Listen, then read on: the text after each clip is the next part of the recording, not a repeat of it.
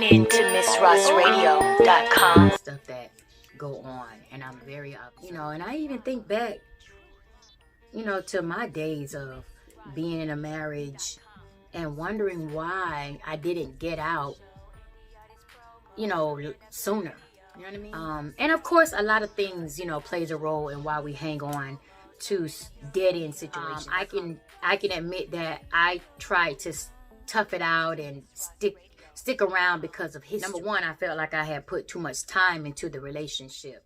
Number two, I was trying to, reach that 20, 30-year mark like my mom and my aunts and everybody else that I've seen, be in these long relationships, for over like 40 years. So for me, it was like a goal. I kind of lost sight of what was actually going on in my relationship to where my focus was, I have to make it to this 30-year mark. Another reason why I stayed in my relationship was because I was comfortable. I had gotten comfortable to the point where I just didn't want to be bothered with trying to meet somebody all over again and figure out what his shit was, because everybody comes with baggage. Everybody has some shit that they're going to dump on you, once you get to know them. And so I was just like, I'm used to my husband's shit. I'm just going to deal with his shit because I just didn't have the energy, you know what I mean, to like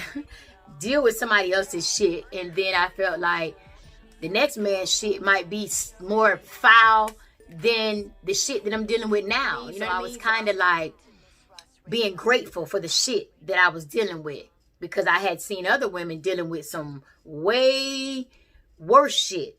If that makes sense. I had to help him grow. Like, I wanted to be the woman that took him to the next level.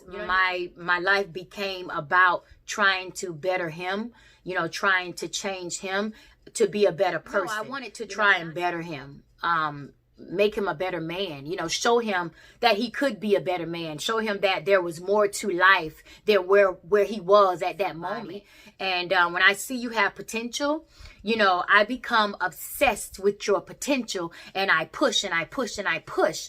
And unfortunately, I was with the wrong man because I pushed him away from me.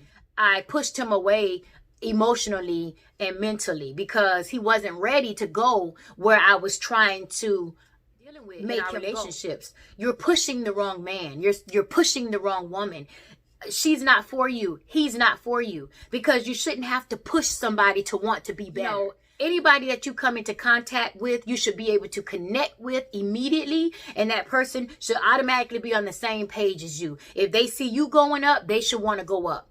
There's no reason why your spouse should want to stay still, and they see that you're constantly moving, you're constantly evolving, you are constantly trying to set and reach bigger heights for yourself, and not just for yourself, but for them too, because wherever you go, they're going to benefit. You can't be with somebody that you don't see as a teammate.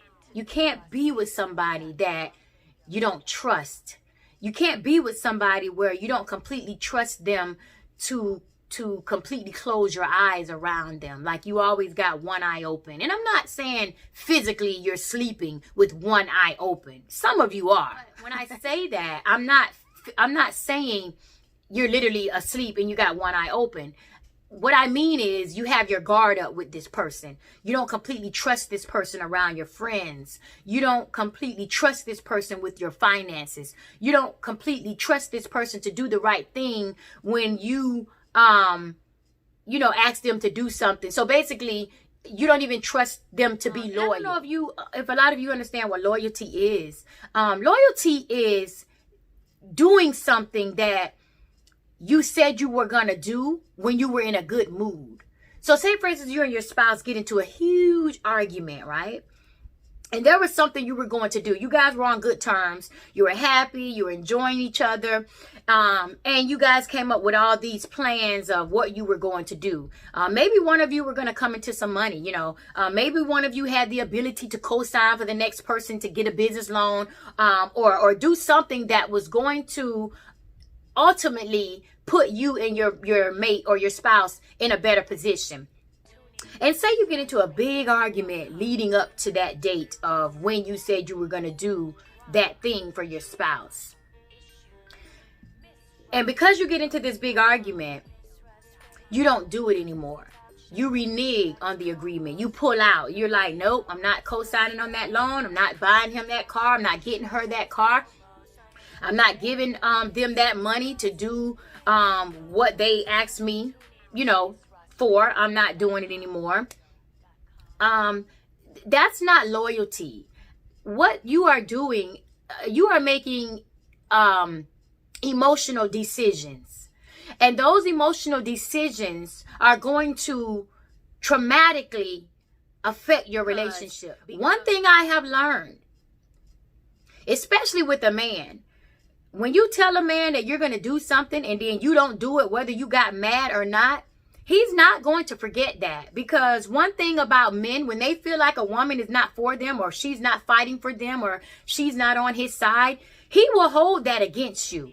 And that is going to be the one thing that causes him to cheat on you. A lot of men, I'm not going to say all of you, but the majority of men will look for a reason to cheat on you, especially when the relationship had already been rocky from the beginning. If you're already going through something, you best believe when the opportunity presents itself, he is going to step out on you. He is going to be with the next woman that makes him feel like a king. He's going to be with the next woman that makes him feel safe, that he feels like he can trust, that is showing him that she has his back. A lot of you mates and spouses call these women, dumb. You call these women stupid, but no, these women are actually smart. See, they're making plays that you're not doing. See, these women have already gotten their eye on your man. So she's going to step in automatically and do everything that you're not willing to do because that's who she wants to be with. And she already sees the signs that you and him are not on good terms. You're already walking on eggshells in the relationship, in the marriage. It's just a matter of time now before he actually decides to get up and go. And she's going to be right there with open arms. And that's just how it goes. And I had to learn that the hard way. That's exactly what happened to me in my marriage. Even though I divorced my ex-husband, I made an emotional decision though. It was out of anger. It was out of hurt. It was out of resentment. I had gotten tired, of a lot of things that we had been going through. I wasn't being rational. I didn't really think about it. I just emotionally made a decision that, I don't want to do this anymore. It's not worth fighting for. And I filed for divorce because I wasn't happy. My peace of mind had become just that disturbed where I felt like I just couldn't take it anymore. And I wanted peace. Each spouse has a responsibility of the next person. And this is why I say a lot of you are not your spouse's teammates. Like you're in these relationships and you're fighting against your spouse. No, you can't do that. If you're fighting against the person that you are living with, that you lay down with every night, you know what you're doing? You're sleeping with the enemy. You guys are enemies. You're not on the same team. You're not on the same page, in the same direction. He has his idea of what he's going to do when he gets to a certain point, and you have your idea or your plans of what you're going to do when you get to a certain point. So basically, you guys are in a competition. You guys are trying to compete and see which one of you can get to the finish line first. And whichever one of you get to the finish line first, that's the person that's going to be the first one to tell the next person to kiss my ass. Listen, I'm telling you right now, there's no need in even going through all of that. Just leave. Leave now. If you're in a relationship to try to get ahead before your spouse gets there so that you can turn around and say, kiss my ass, get out of the relationship now. Don't do that. Because number one, I'm going to tell you, karma is a bitch. What goes up is coming back down, especially when you take that type of attitude. Because see, God don't like ugly. A relationship is a two-person team. Okay? You are supposed to be able to trust your mate and trust your spouse with their word, their actions.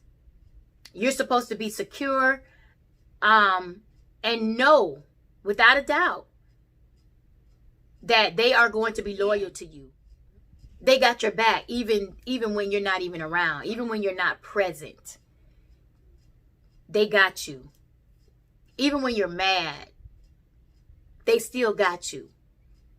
You're supposed to be with the type of mate or spouse that y'all could have just gotten into the most, damaging fight that y'all have ever gone through. One of you might have stormed out the house. May not even have come home that night because you're just that upset.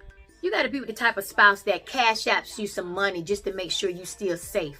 Even though they don't know where you are. Your spouse has to be concerned about you at all times. It don't matter what they think you're doing. They still have to be concerned about you. You are still supposed to be concerned about your spouse. And as crazy as it sounds, that's just the way it should be. This is why I knew a long time ago that I was a different type of person, because even though, I would get into it with my ex-husband, I still was concerned about his well-being. I would still text. And, he'd ignore my text messages out of anger. He would be a jerk. Of course, he'd be a jerk because he's mad. But I always found myself being the bigger person and texting him, and saying, are you okay? Do you need me to come get you? Are you too drunk to drive back home? Are you going to stay out all night? Just let me know so that I can go to sleep knowing that you're okay. No, I was genuinely concerned, even though he just cursed me out, or I just cursed him out, or we just got into this huge fight. That's just how I feel it should be. And I don't even think it has anything to do with being country or city. Because I see a lot of people tell me, a lot of men say, you a country girl. Country girls are different than city scenarios too. Because somebody said only white people do that. Only white women, do the type of shit that you do, Miss Ross. No, I don't think it's like I said. I honestly do not think that it is a black and white thing. Nor do I think that it's a country and city thing. I think it is a character thing. That's what I think it is. I think it's all based on a person's character, values, and how they've been raised. When I see a lot of you in these relationships and you're fighting against each other, I've even asked people, why are you in this relationship? Like, you should leave. You can't stay in a relationship for that. You want to raise your children with both spouses. You want that fairy tale life that you see in TV, that American dream of what a family should be. But when life throws you curveballs, that is when you have to start making the right decisions. You got to start thinking. This is where your critical thinking skills have to come in. Because it's going to affect everybody in your life. It's going to affect everybody. And this is why you see people in relationships where they can't stand your spouse. They can't stand your mate. Because they are being affected and they just want you to get because they're tired of seeing you being miserable. This person is not for you. You're fighting a battle that you're not going to win. Fighting for a dead-end relationship. Just say that. Drama.